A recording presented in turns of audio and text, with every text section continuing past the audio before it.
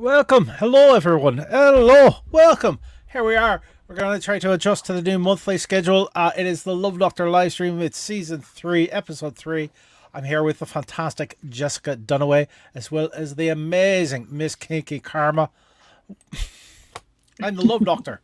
And I'm just, I suppressed a cough there. I'm not sure why. I'm just wanted to say hello to everybody.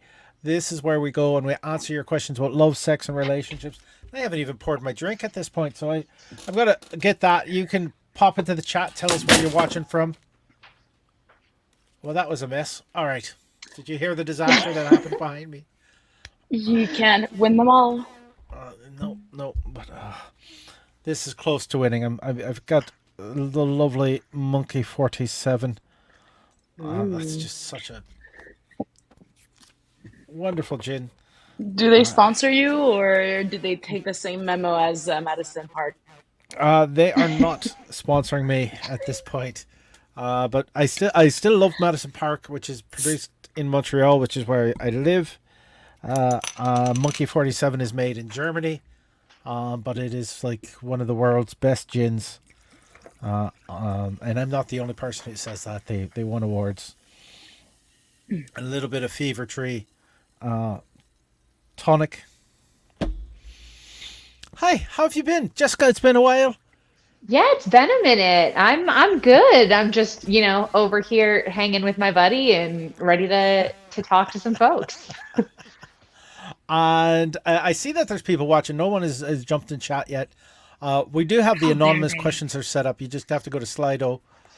And Kinky, how have you been?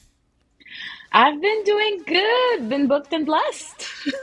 Booked and blessed, and producing your own shows as well. And producing, yes. That's a very fun and interesting journey. Tryout Thursdays have been going well. And are you producing anything else?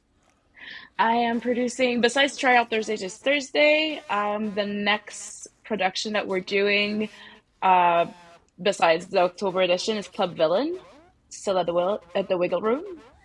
Mm-hmm. And we do have a little piratey surprise that is not officially announced. But if one goes into my link tree, you might find tickets. And we will be showing up that link tree very shortly as we go on. We have a number of questions as well. I actually got the chance to perform in Ottawa, and which was great fun. And the Kinky Opera allowed me to come in and play with them, and it was so much fun. So much Kinky Opera? What? I've never heard of that. I'm a New Yorker over here, an upstate New Yorker, though, so I'm terribly uneducated, but that sounds so cool. Well, it was the first show that they produced, called the Kinky Opera, and it's basically like a vaudeville type show or vaudeville type show. So burlesque music. They had a puppet and comedians. So, did you win? It wasn't a competition. So it's not like a vaudeville. Not like a vaudeville, because it's on the weekend. Was it on the weekend? It might have been a Thursday. But are we ready to see our questions? Let's hit it. All right, let's hit it. Here we go. Oh, we got 2 here. Let's go to the first one. Settle debate. Uh-oh. I don't know if this means that there's a relationship on the line for this question. Settle the debate. Pineapple on pizza, yay or nay? So, Jessica, you're in the hot seat. I'm trying to take a drink and I can't get a drink out. What is your take? Oh, I love pineapple on pizza. I know it's not a popular take. I don't understand why. It's like the salty and the sweet. It does it for me. It works. Boom. You know what?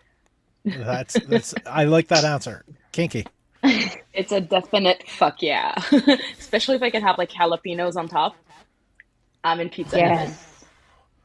All right, living dangerously. I am also a fan of pineapple on pizza, but I recognize that not everyone is. And if the relationship is going to hinge on that, there's questions about the relationship. I would say pineapple on pizza, or just do that on half the pizza. and get the other half what the other person wants. That is more of a valid thing. But Jessica said it, salty and sweet. That's the way the pizza should go. Delicious. I do like the half and half idea, though. That seems equitable to me. I like that. Yeah, no, I'm selfish. If you don't like that, just order your own pizza. Oh, all right. And we have the next question. Can you fall out of love with someone? Can you fall out of love with someone? I'm in the hot seat for the first one on this one. Yes, you can fall out of love. It's you don't really fall into love. Love is something that develops, and it's just like falling away, out of that love is something that develops as well. So it's your question about whether or not you want it to happen or let it happen, or if there's been enough of a change between the two of you or all of you that you just want to let the relationship go. And sometimes that's the best thing to do, right? You shared a time together. Keep that time together as a pleasant memory without harboring any regrets afterwards. Be honest with your partner and talk to them about either making it work or letting it go. Jessica. Yeah, wow. Talk about like a heavy hitter second question. Jeez. Yeah, no, I mean, basically all of what you said, like hits the nail on the head, right? Like, yes, you absolutely can fall out of love with somebody. But I think to a degree it is hurried along by how much you choose to work on your relationship or not. Boom. That's great answer. Kinky. Yeah, well, I have nothing to add, but the thing is, sometimes we confuse falling out of love with someone and the love evolving into something else. Especially when you've been in a long-term relationship for so long. I mean, the love that you're going to have on day one is not necessarily the love that you're going to have on day 10, but it's, well, on year 10, but it's still love. It's just different. So depending on what is your definition of going out of like loving, being out of love with someone, is it really that, or is it just that the love has changed and you're just holding on to something that is just isn't there because it's in the past? In love with the memory.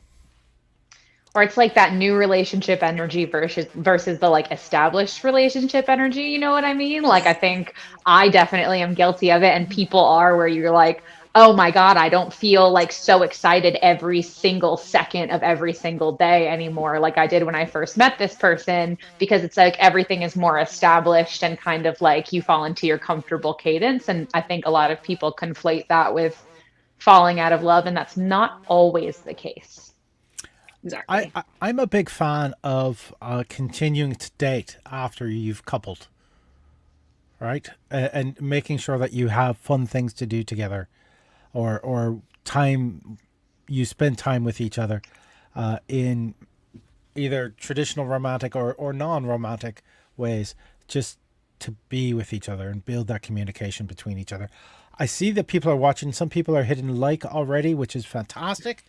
If there's any new people, we do have a YouTube channel, and you can join it by clicking on there and subscribe. That way you're notified when the new videos come up. And now that we're only monthly, it's helpful to be given notice that new videos are coming up. Sorry about that. I'm healthy and fine. I had a COVID test very recently. So I could go work on do some work, but that's neither here nor there. So we're ready for the next question.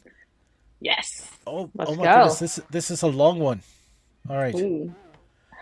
My girlfriend and I have very different tastes in movies. She can't stand horror, while I rather go through one of those Saw movie traps than sit through one of those sappy rom-coms. The other night we were checking movie times and couldn't agree on anything, so we moved date night to next week. Instead, I got to thinking there has to be a way for us both to be happy at a movie. So I checked online. If I wanted to see Barbarian, which is an hour and 43 minutes, and she wanted to see Bros at an hour and 55 minutes. If we found theaters that started them roughly the same time, would that still constitute that we were going to the movies together? Too long, didn't read. Can couples go to different movies at the same time? Kinky, you get that one first. All right. Me and my nesting partner, we have this rule that we do not force each other to go to other people's event that we don't want to go, because we're just gonna. Me and my partner are very kind of selfish. So if we're not having a good time, the other person is gonna know it, and he's not gonna have a good time. And I strongly believe that a date, you guys should be doing get together and do an activity together from beginning to an end. So can you guys both go to the movies at the same time differently? Yes. Is it considered a date? No. But you guys do know that there are other things to do than just go to a movies. I mean, I don't know. Usually when I say that I want to go to a movie with my partner, it's not to listen to that movie. So maybe perhaps do something else? Understood. Understood. Hopefully you do it quietly. There's Or not. I mean, cinéma d'amour, you don't need to go quietly. all right. True. Which Cinema L'Amour is sort of a. Is it? It's an adult movie theater. With Yes, but is it like a movies. hipster adult movie theater? Is that? Oh no, No. I've been there. It's not. All Like right. what you see on Pornhub, you can actually see on the big screen, and you actually pay for it. Yeah. So yeah, I gotta move to where you all live. I'm in Montreal, baby. Montreal is a very, very fun city. I'm all right. I'm gonna say that's okay. And you can discuss afterwards. I'm not a big fan of people talking during a movie. Cuddling during movies fine, but if people are around us are talking, or if we've gone to see an intentionally bad movie and we're enjoying it, then that you can talk a little bit or nudge, try not to disturb others. I think the compromise that is suggested there works in the fact that as long as you make sure your date extends beyond the movie, and you go and you have time to talk about what each of you saw. I think that would be fair and equitable if it's agreeable to both parties or all parties. Yeah, I mean, I'm kind of a fan of like you do you in whatever way works, right? So like if this feels like a good thing to both people and you're like, yeah, this is a satisfying date night for me, then like sure. For me it would be like context dependent, right? Like if I really wanted to go see something and one of my partners really didn't want to come with me, then maybe we could go to like dinner beforehand or do like ice cream afterward or like have some sort of like other built-in activity that's not just going to the movies like separately, you know what I mean? But also it's like if it feels good and it yums your yum, then why not?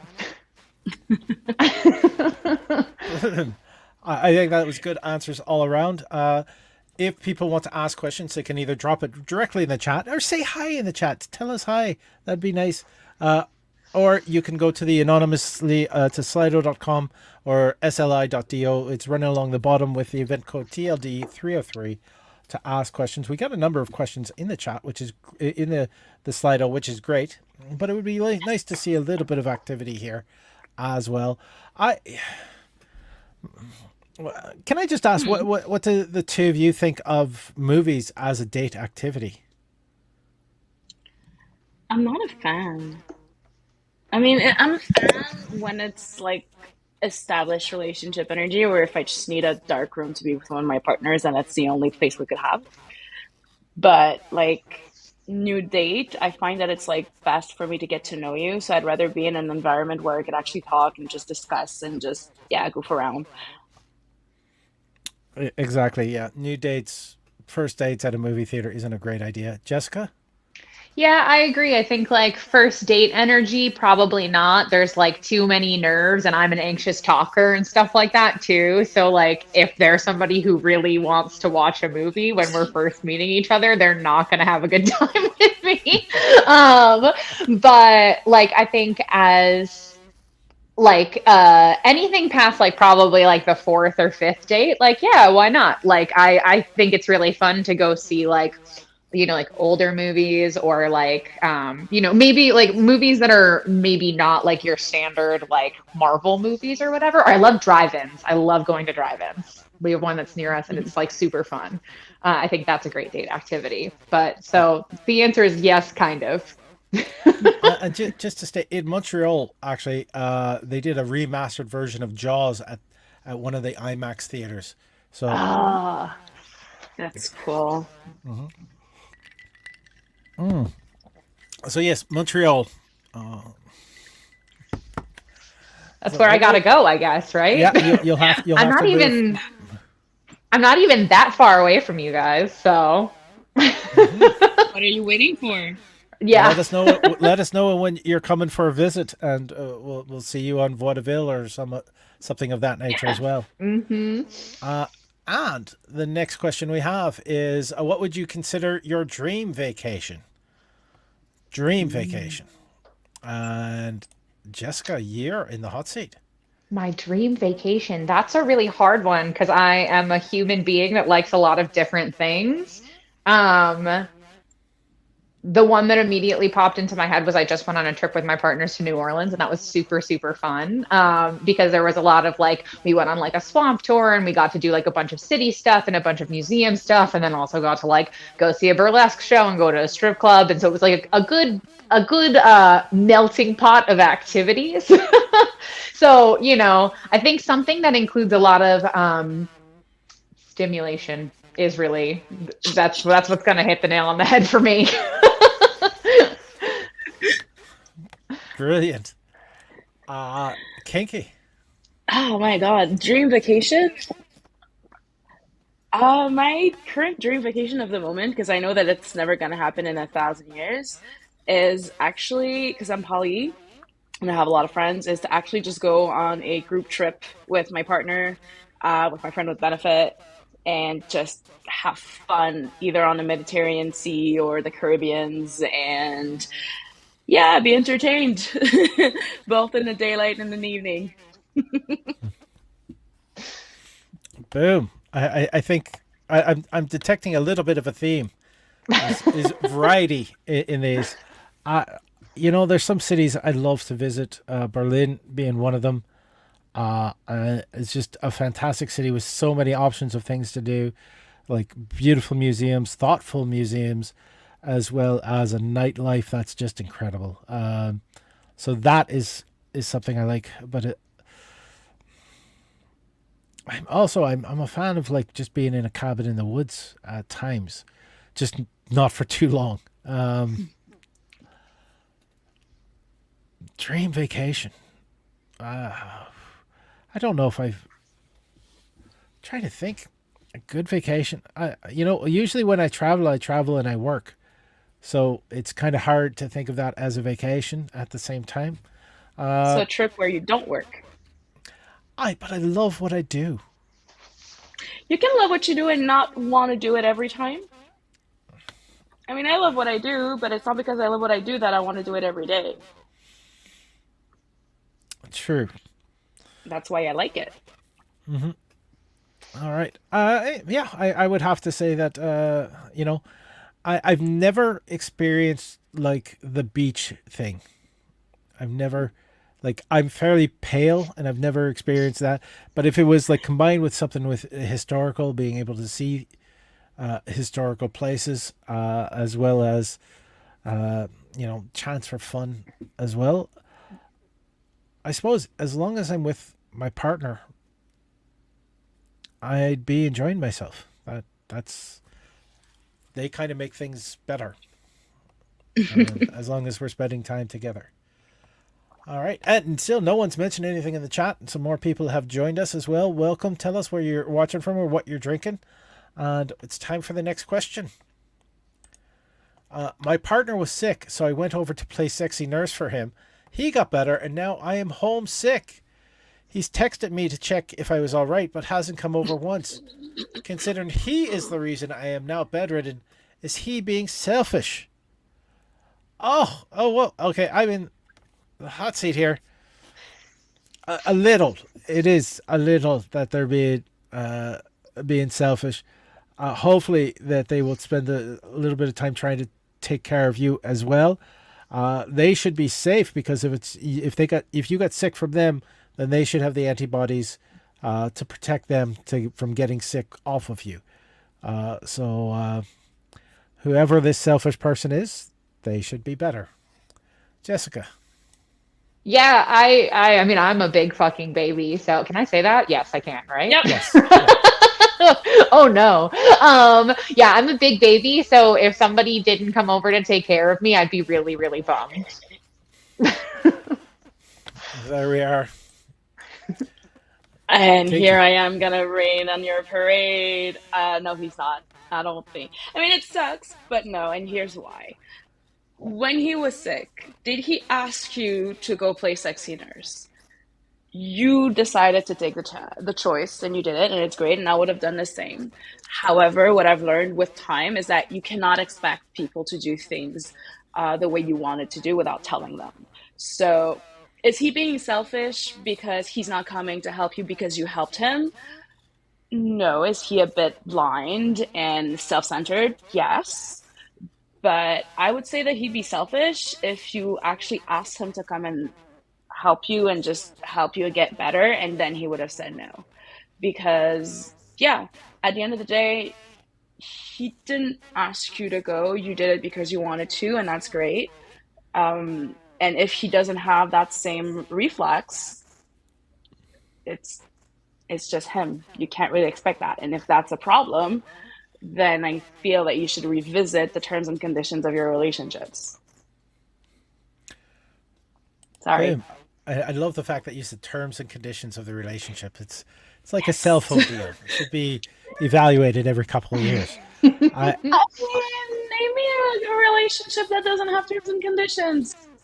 I have to say, when I first moved, I moved to Toronto, and I was living in Toronto, and I was seeing a fantastic person, and I lived in a security building, and I got very sick, and I couldn't go to see a doctor, and they actually got into my security building and knocked on my door until I crawled to the door and opened it, and they took care of me and sort of nursed me back to health, which was fantastic.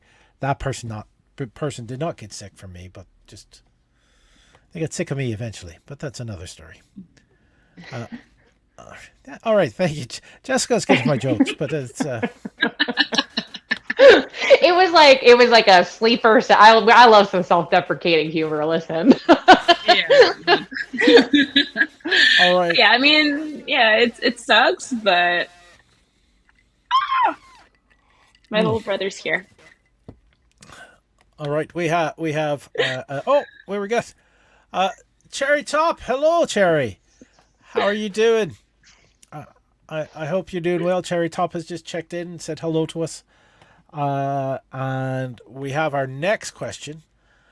Is a mascot the same thing as a furry? And Kinky Karma. I'm gonna say no, but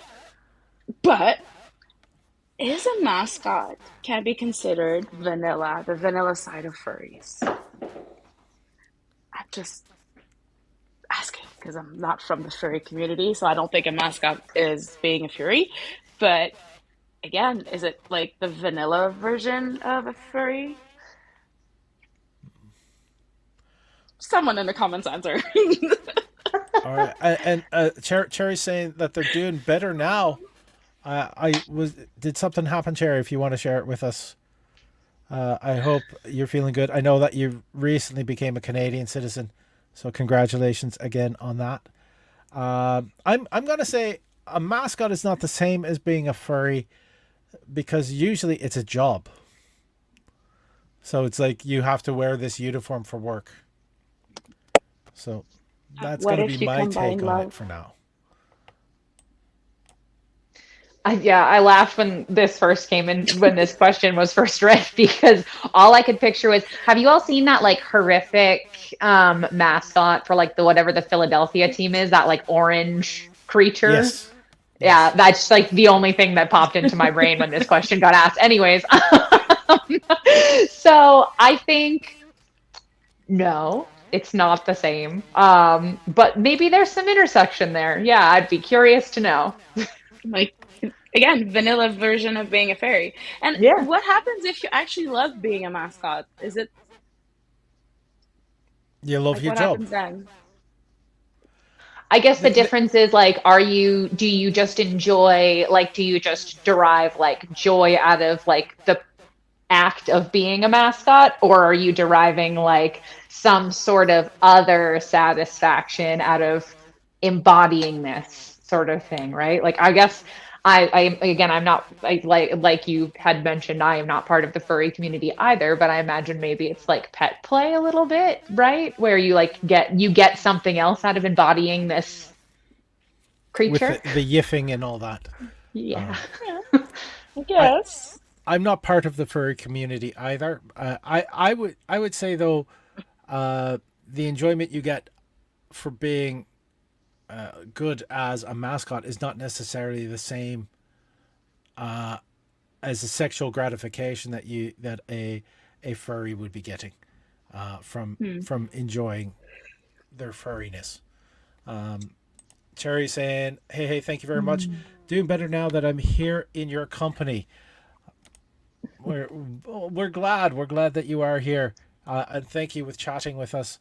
Are we ready for the next question, or should we talk about furries just a little more? I don't like talking about subjects that I do not have a lot of info because I don't like to put my foot in my mouth. Yeah, I guess I just don't feel particularly well informed on the subject of like specifically furries, right? Like I mean, I could find it talk about other nice. things that I've dabbled in that are maybe slightly furry adjacent. Oh, now I'm interested. But I don't think that they're the same thing, and so I don't want to just boldly speak on a thing that I don't know about. But you can speak about it adjacent. All right, somebody's going to have to ask a question directed at Jessica about this adjacent behavior. But right now is, what do you consider cheating on your partner? Jessica, you have the hot seat.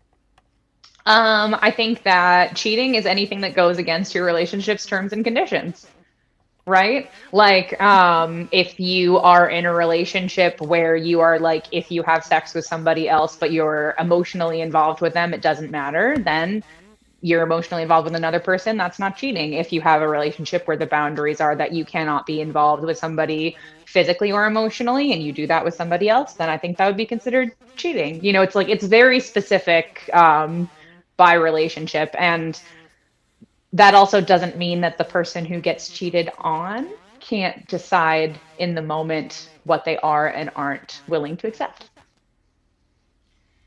Boom. Very good answer. Yeah, same. When you enter in a relationship, whether it's a polyamorous one or a very heteronormative one, there are terms and conditions. There are boundaries that are there, and when you disregard those boundaries, whether or not you tell them or not, for me, it's considered cheating. Boom. I think both of you answered that as good as I could. Brilliant. That's just it. It is something that is specific to a relationship. And I really like the fact that we keep on referring to the terms and conditions of a relationship. I made a thing. Yeah. Just whatever you do, don't get your relationship from Rogers. Sorry, that's a cell phone company in Canada. I was like about to say AT&T, and then I was like, AT&T. Yeah, That would be it's better. AT&T. That would be better. So. It's actually AT&T in the States, by the way. Oh. Oh, did AT&T just say we didn't like that, or? Yeah, they just zapped me. No, okay. So I had an alarm set to write my nightly affirmation. Let me just make sure that it's off, so it doesn't happen again. Put it on the reminder, actually. Okay, I'm back. Sorry. Also embarrassing, but No, affirmations are cool. Yeah, very much. I have to agree with that because they help you focus on the good parts of your life. Mhm. And let's move on to the next question. White chocolate, milk chocolate, or dark chocolate? I'm in the hot seat for this one. Yes. Jessica. I like very, very dark chocolate, like 80%, like so dark it's bitter dark chocolate. Boom. Yes. There we are.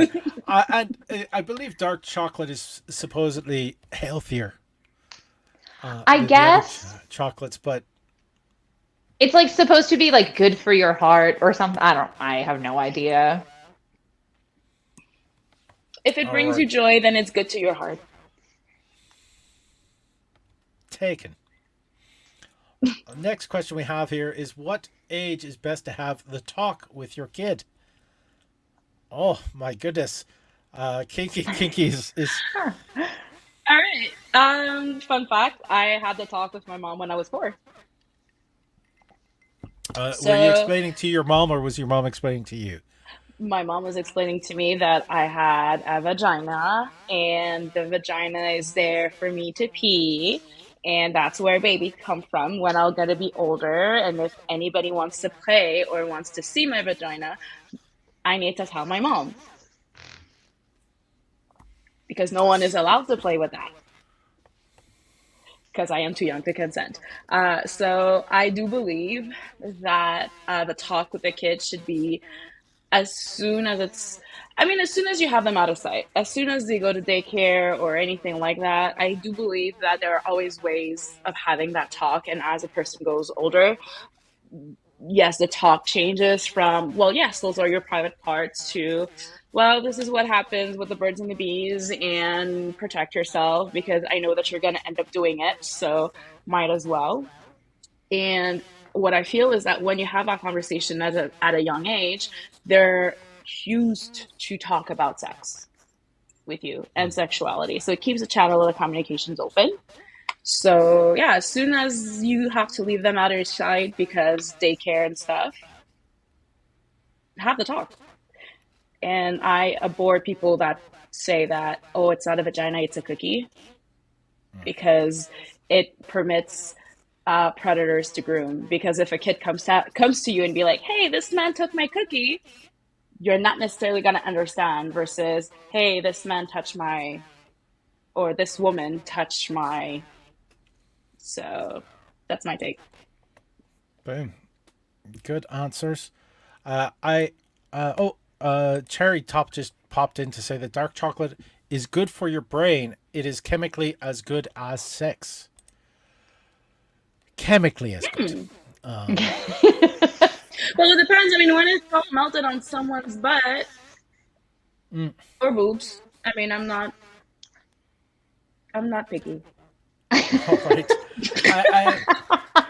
I Hi, Jessica. I just love the phrase "I'm not picky" because, like, same. Yep. COVID has taught me to not be picky anymore because I will never know when I will not have access to boobies. All boobies matter. and the more you know. All right. I believe in the idea of using proper terminology when talking to young people.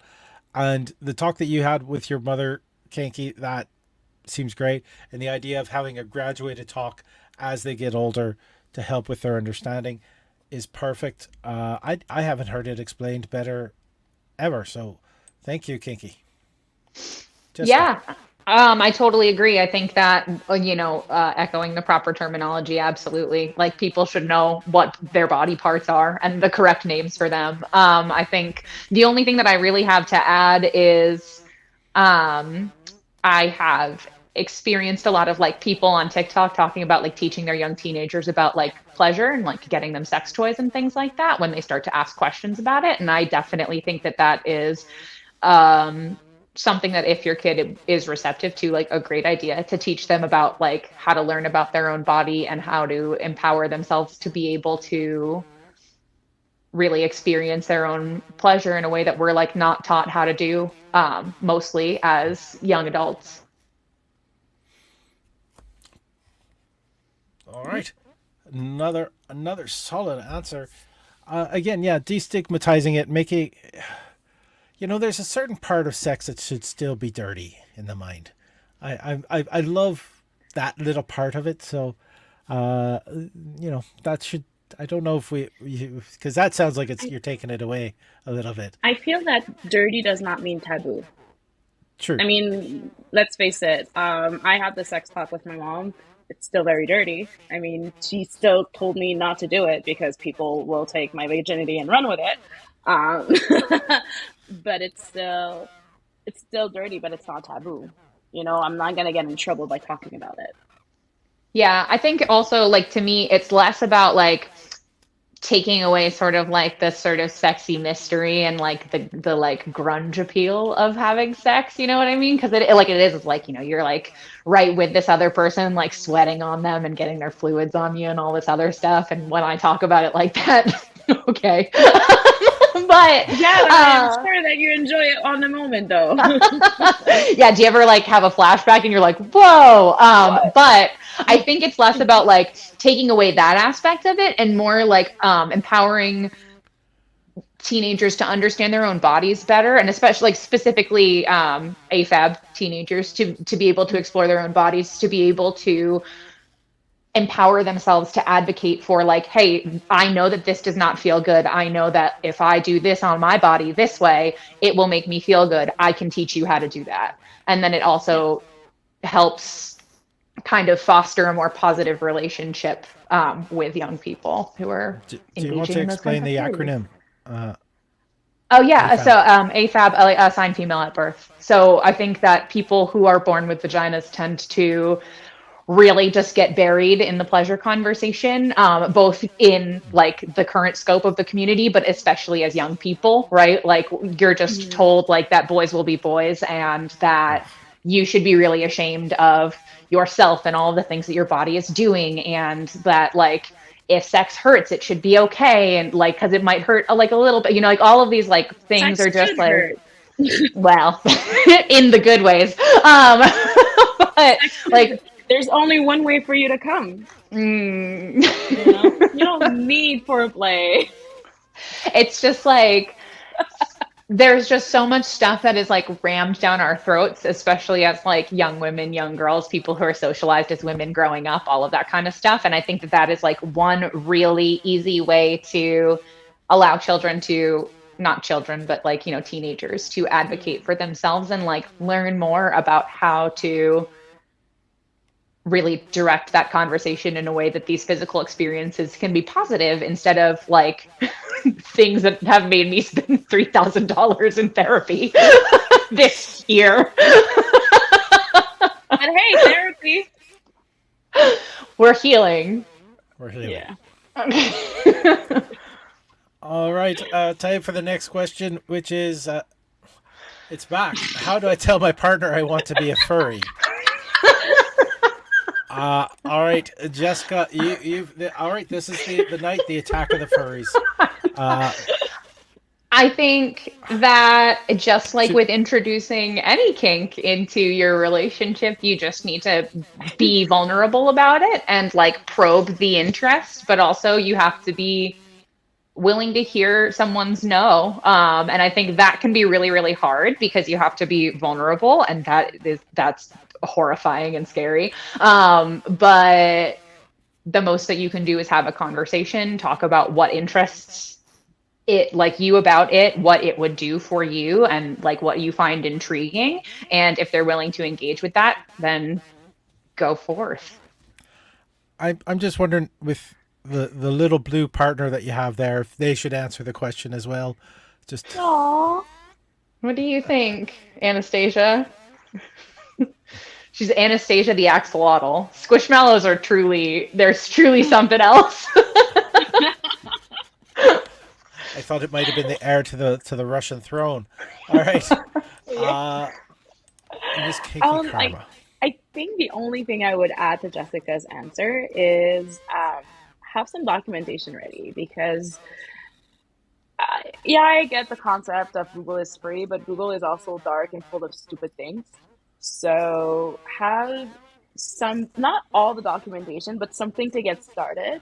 So that way, if they're not sure, but they're still open and they want to have a little bit more research, you're able to give them something to start with.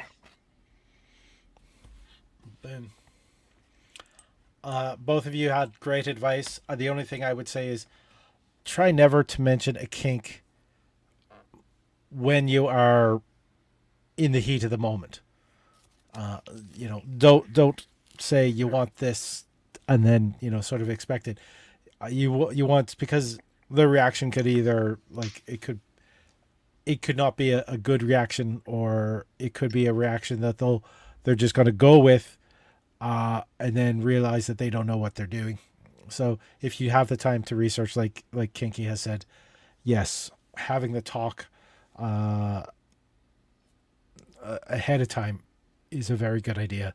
So how do I tell my partner I want to be a furry? Just tell them you want to be a furry.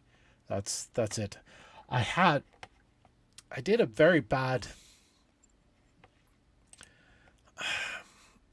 sort of ad lib during a show when I had a question about furries. And the crowd seemed to like it, but I hope it wasn't offensive to furries. Should I repeat it here? Well, if you might think it's offensive, I wouldn't. All right. Okay. Saving graces. Simple rule of thumb. Yeah. All right. We got our next question is ready. What's your best advice for my wedding night? What's your best advice for my wedding night? Don't drink too much at the wedding. All right. And if you do and nothing happens that night, that's okay. You still have the morning. And take the time to be listening to your partner as things are progressing through the night. And I don't mean just listen to them say yes or no. Consent is more than just sexy. But I'm talking about when they moan, whatever you just did, do it again. Like, don't speed it up, don't slow it down, just do it exactly the same way again. And yeah, listening to your partner, it's key. Jessica. Well, listen, I'm not married. And don't currently have plans to be, but I have heard that they're really stressful, like for the couple, that it's a really stressful long day of like mostly running around making sure that other people are doing okay. So I guess like just check in and communicate with each other, and don't have the expectation that something absolutely has to happen because you are together, so you will have more time. And Kinky. Yeah, I'm gonna echo the same thing. It's a-okay to sleep on your wedding night, since a wedding is huge. I mean, I've been a bridesmaid. I've never been a bride. I don't want to be a bride. But yeah, no, lots of energy, lots of running around, lots of stress.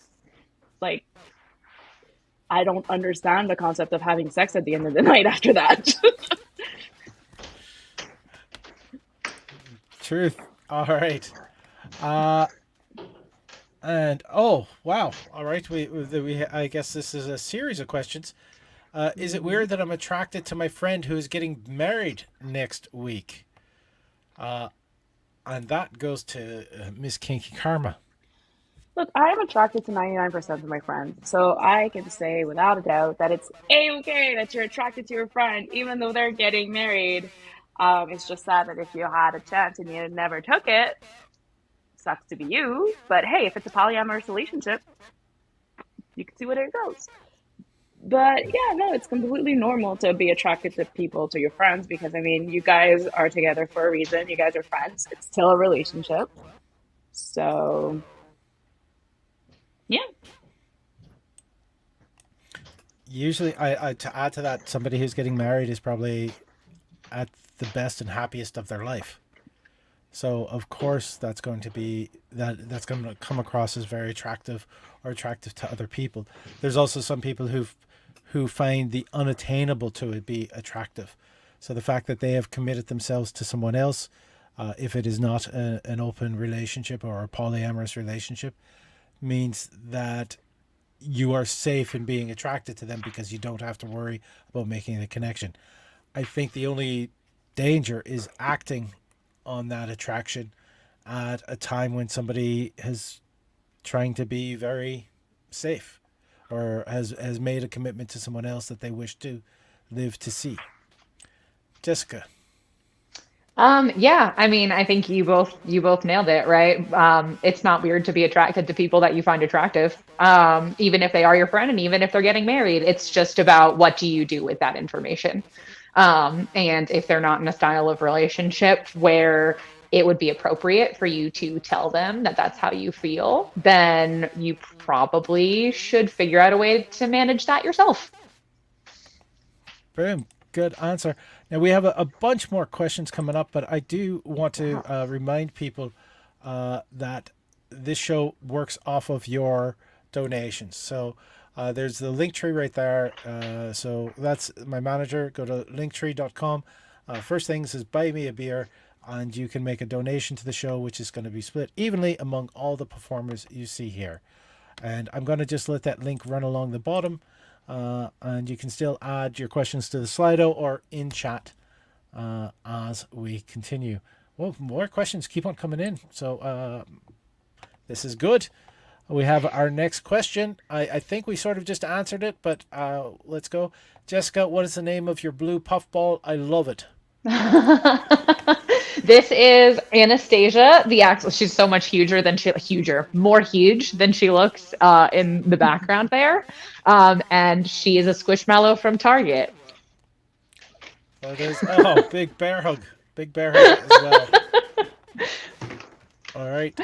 So the next question we have is, if Gritty, the Phillies mascot, and Youpie, the Habs mascot, had a baby, would it be Beaker from the Muppets? All right, Jessica, what's your opinion on that? This is a cursed question, and I can't answer it. I mean, I can't even begin to fathom what the spawn of those two creatures would look like. I don't know. Kinky. I'm imagining them at their wedding night, and I'm like, no. There's a lot of honking noises. The math is not mathing. But yeah, I guess. But why would you want to know that? So some people ask silly questions, and that's okay. I'd have to say only if the baby was also a time traveler, because Beaker pre-existed them, because he's from the early 70s. Well, maybe Youpie's older, but so Beaker has already existed. So they might be similar to Beaker, but they're not Beaker proper. Did I just use physics to answer that question? I think you did. Yeah, you did. All right. Next question we have is, my girlfriend is an animal lover, but today she almost ran into the street to stop a car from possibly hitting a baby squirrel. Oh no. I understand she didn't want to get hurt, but she was willing to put herself at physical risk for the animal. Is this a red flag? No. Yeah, no, I don't think so. All right, and Miss Kinky Karma. No, I probably would have done the same, and my partner would have just grabbed me by the collar to just prevent me from doing that. So, no.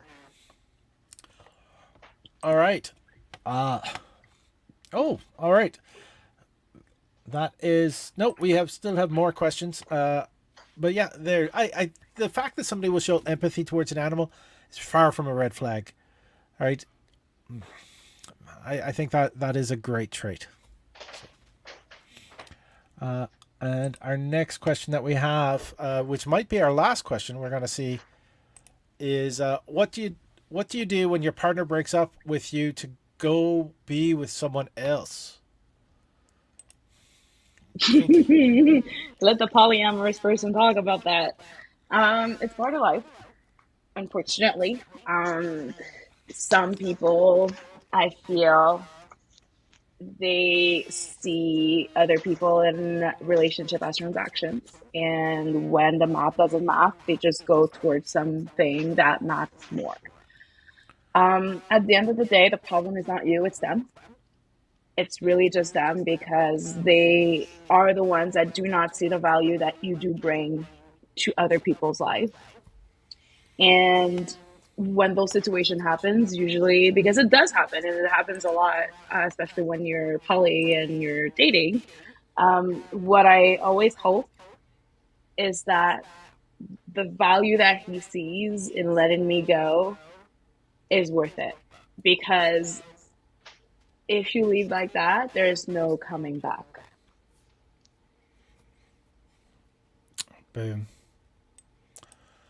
I have to say I agree with what Kinky has said. I also want to say trying to force someone to be in a relationship when they don't want to be in one is going to be harmful to everyone involved, including yourself. So you can't force somebody to love you. And if they are moving on to someone else, then you have dodged a bullet. And it is better for you to focus on being happy yourself than lamenting over losing someone who is bad for you. Jessica. Enter your villain era. No, I'm kidding. Although, like, only kind of, right? Because I think that the things that we usually conceptualize with like villains are that they are like about themselves a little bit and that they like are very confident. And so I think, yeah, like what you both said, it is, if someone does not want to be with me, it is not my loss, it is their loss.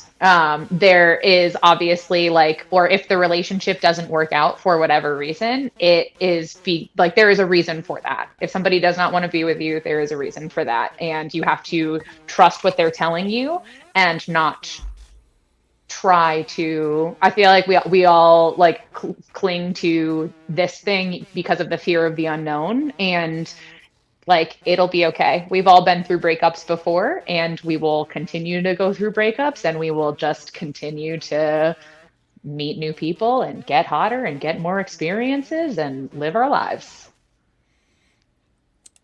Boom. Good answer. I see actually somebody's typing a question right now, so I don't want to quite leave at this point, but I do want to make sure for anyone that's watching, we have the link tree for Miss Kinky Karma. So it doesn't need to be capitalized as it's capitalized, but it just makes it easier for you to think of it. So that's Miss Kinky Karma's link tree. So you get a link tree to all of their shows as well as their social media. And at Jessica Dunaway on Instagram, right above there, that's how you can follow and learn more about Jessica. And, you know, definitely thanking both of you for being here. Oh, I can't believe this person must be writing a long question, because up here in the corner it says one participant is typing, and it's been going on for a little while. The suspense. We've got some long ones tonight. I love it. Yeah. So do I as well. And oh, it just popped up. I wanted to thank everyone for all the good questions that we got, because it's amazing, and thank you for the trust in answering these questions. And then we have this question. My partner farts on me and claims she is marking her territory. It was cute at first, but now it feels like I'm dating a frat boy. Fart is a love language. I love this so much. What is the question, though? Are you just letting us know? Yeah. Or you want her to stop? There's no question there. So it seems like the implication is that you want her to stop, in which case, that's fine. Just have a conversation with her about it. Say, like, figure out another way that feels similarly as good to her, that's still marking her territory, that, like, fills the similar need, that doesn't make you feel like you're dating a frat boy in a way that you don't like. Boom. Kinky. Yeah, fart as a love language. It's giving me ideas. But in all, well, I mean, one of my favorite love languages is bite, so it's not that different. But yeah, like Jessica said, I think it's always nice to tell them and to say that you don't appreciate that and you don't like it. And even if it is their way of saying that they love you, if anything, you could, like, I don't want to say contain it, but contain for lack of a better word. So, like, best example like I gave you, my love language is bite, and I will bite you. There are going to be random moments where I like have a sudden urge of love, and the only way I get to show you that love is for me to just bite you. That's it. There is no warning. I'm just going to bite. But I know that sometimes with my partner, it's not necessarily the best thing ever or the best timing. So I know that when I do want to do that, I need to make sure that it's in the right space. So not necessarily in public or for one or certain places for my other partner. So there's always a compromise when it comes to love languages. Boom. Yeah, relationships evolve, and what keeps them alive is communication. Sure, you thought it was cute at first, but now it's not as cute. Have that talk. Mention the fact that you thought it was cute earlier, but now it's just a little overdone. And mention that it doesn't affect how you feel about them. Well, it does affect how you feel about them, but it doesn't affect how the relationship should be. But you would kind of like for things to be less gaseous. I don't know if there was a better way to put that, but that's one way to put it. And that is all the questions that we have. We've been on air for about an hour. I think I've had these two wonderful guests. We're going to be back next month with two more guests. But again, just to remind everyone, the link tree for Miss Kinky Karma is there, so you can find out about their shows and their social media, and at Jessica Dunaway on Instagram, so you can follow Jessica. I do recommend. They have an amazing Instagram, incredibly fit photos as well, and Kinky has incredible photos on their Instagram as well, which you can find. And of course, to donate to the show or find out other shows that my manager produces, it's the link tree down below. So please make sure that you donate a little bit to the show. It'll be separate, shared among all the performers you're seeing on screen. And if you haven't subscribed to the YouTube channel yet, please do so. It's youtube.com/c/thelovedoctor. Any parting words, any words of affirmation that you want to leave people with for the next month? I've never talked about furry so much in my life as we did today, which was kind of fun.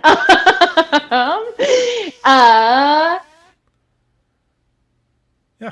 Be weird. Be weird.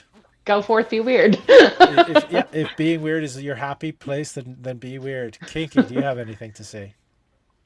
It's not because that you know something that it's not nice to be reminded by someone else once in a while. Can you say that again? It's not because you know something that it doesn't feel good to be reminded once in a while by someone else. Truth. And I'd like to just sort of quote my father at this time and say, if you don't want to be embarrassed by anything you do, then don't do anything you'd be embarrassed by. But I do want to put the caveat out there that he lived before the internet. So I'm the Love Doctor. My special guest, Miss Kinky Karma and Jessica Dunaway. It's been a pleasure having you both here tonight. And it's been a pleasure talking to all of you who are watching. Thank you very much. Thank you to Cherry Top for joining in the conversation. And remember,